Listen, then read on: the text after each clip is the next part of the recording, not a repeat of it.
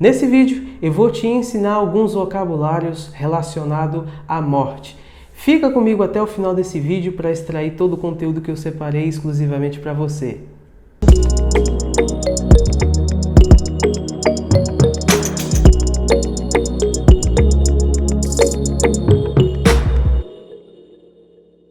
Fala amantes do idioma, sejam muito bem-vindos a mais um vídeo aqui no canal. Eu sou Ismael, sou seu English Teacher e nesse vídeo eu vou falar sobre vocabulários relacionados à morte. Especificamente, tivemos uma notícia de um grande jogador, muito conhecido mundialmente, jogador da seleção argentina, campeão do mundo e muito conhecido, vocês sabem que eu estou falando de Diego Maradona.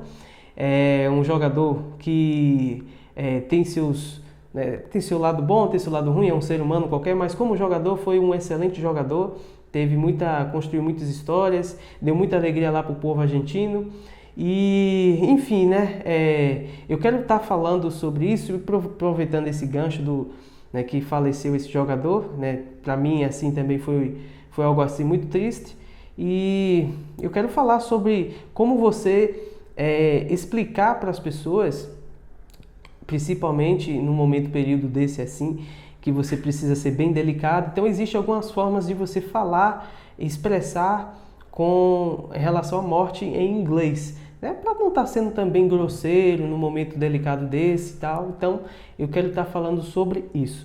E começando primeiramente, eu quero falar sobre a própria morte, então, Morte em inglês é death, tá? Fala assim, ó, death.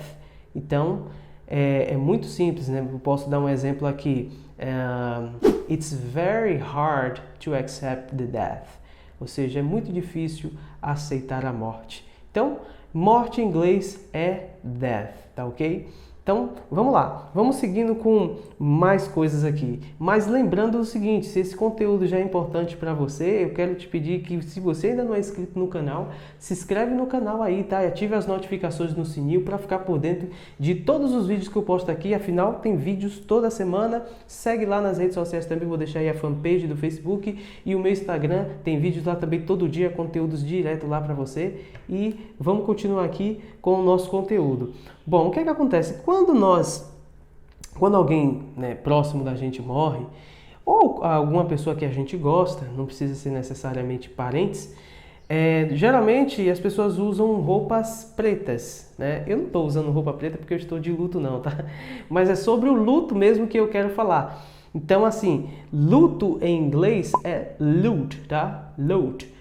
Você pode usar mourning também, mas não é muito comum. Mas em inglês, luto é loot. Porém, o verbo enlutar, estar de luto, é o verbo to bereave, tá? To bereave. Então, esse verbo é o verbo enlutar. Eu vou deixar uns exemplos aqui para você ver como funciona o verbo. For example, my deepest condolences to the bereaved family. Ou seja, eu querendo expressar aqui, no caso, meus profundos pêsames para a família enlutada ou para a família que está de luto, ok? Então, você pode usar o bereaved assim. Por exemplo, I'm bereaved because Maradona died. É uma brincadeira, claro, Não estou de luto porque Maradona morreu, mas foi o que eu disse. Estou de luto, estou enlutado porque o Maradona morreu, ok? Então, vamos seguindo aqui com mais vocabulários relacionados à morte. Ainda falando sobre morte, a gente usa muito os pêsames, para expressar a dor que a gente sente, que é o mesmo que os sentimentos, meus sentimentos e tal, que a gente expressa quando a gente quer falar com alguém que perdeu alguém que ele tanto gostava. Então, em inglês isso é condolences, tá? Condolences. Condolences quer dizer, vem do latim, vem de condolências, em espanhol fala condolências, que quer dizer pêsames, tá? Em inglês a gente fala condolences, ok? Então, vou dar uns exemplos aqui, um exemplo a você de condolences. For example, if you don't say what to say, just say my condolences, ok? Então, você pode falar isso. Tipo, se você não sabe o que dizer, então só diga meus pêsames, entende? Então, se você não sabe como falar para a pessoa, você pode falar assim, my condolences, ok?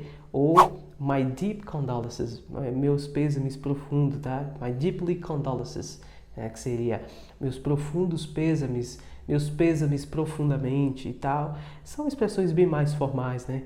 Mas você pode enfatizar isso aí, tá? My deep condolences, my deeply condolences, ok? Então, vamos seguindo aqui, que eu tenho mais coisas para falar com vocês em relação a vocabulários de morte.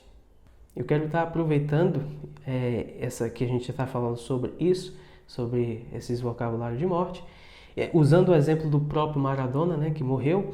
Então, assim, nós tem na realidade 3 maneiras que a gente fala quando uma pessoa morre. Tem uma maneira mais grosseira, que eu não recomendo tanto, e o fato de ser grosseiro não quer dizer que você está errado, tá? Significa que não é um momento para você tratar daquela coisa daquele jeito. Você pode até falar isso em um ambiente mais específico, mas para a família isso causaria em inglês talvez, é como no português, eu vou já estar explicando a vocês. Isso causaria um efeito muito agressor, sabe? Muito insensível.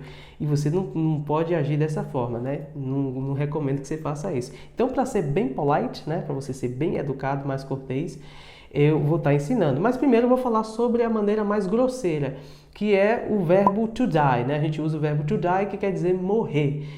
Então, quando eu falo, por exemplo, I can't believe Maradona died. Eu posso estar dizendo, eu não acredito, não consigo acreditar que Maradona morreu. É bem literal mesmo, morreu. Então, quando eu falo morreu, essa é uma maneira mais grosseira de você falar, poxa, Maradona morreu e tal. Não seria tão cortês assim. A gente usa mais o que? O falecer, né? Num caso desse, a gente vai usar mais assim, falecer, quando a gente vai tratar direto com a pessoa, principalmente que perdeu.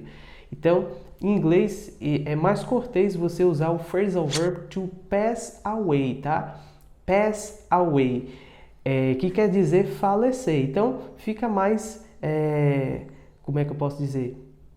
Cortês você falar assim, tá? Pass away. Então, não diga die, diga pass away, ok? Você pode usar os dois, claro, mas lembrando que die é o modo mais grosso, rude de você falar, e pass away é o modo mais cortês, mais educado. Então, I can't believe Maradona passed away, ok? Passed away. I can't believe Maradona passed away. Então, eu não acredito, não consigo acreditar que Maradona faleceu. Então seria assim que a gente usaria. E para finalizar, eu vou deixar uma expressão também que você pode estar usando, ela não é agressiva, tá? Essa expressão a gente usa o verbo to go no particípio do passado e usamos o auxiliar, o verbo have, tá? Como auxiliar. E aí você pode usar dessa forma e isso significa se foi, tipo, partiu dessa para melhor. Seria basicamente assim, I can't believe Maradona has gone. I can't believe Maradona has gone. Ou seja, eu não consigo acreditar que Maradona se foi. Eu usei o has gone ao invés de have gone, porque eu estou falando da terceira pessoa do singular. Maradona é terceira pessoa, então não posso usar have. Eu tenho que usar has, tá? Então, I can't believe Maradona has gone. Ou seja, eu não consigo acreditar que Maradona se foi. Então, essa é uma forma também de você falar, não é agressivo, né? Quando você fala assim, você quer dizer que a pessoa faleceu, a pessoa morreu de fato. Então, são essas 3 maneiras que você pode usar quando alguém veio a falecer, né? Tipo, I can't believe Maradona died, que é o modo mais grosseiro, eu não consigo acreditar que Maradona morreu. I can't believe Maradona passed away, eu não consigo acreditar que Maradona faleceu. Ou I can't believe Maradona has gone, eu não consigo acreditar que Maradona se foi. Então são essas 3 maneiras que você pode estar falando sobre quando alguém morre, alguém que você ou que você conhece ou que não conhece, independe disso, mas você tem essas 3 formas aí, tá bom? Então, fico por aqui, deixe seu like, se inscreve no canal aí, ativa as notificações para sempre ficar por dentro de todos os vídeos, tem vídeos toda semana. E bons estudos, see you!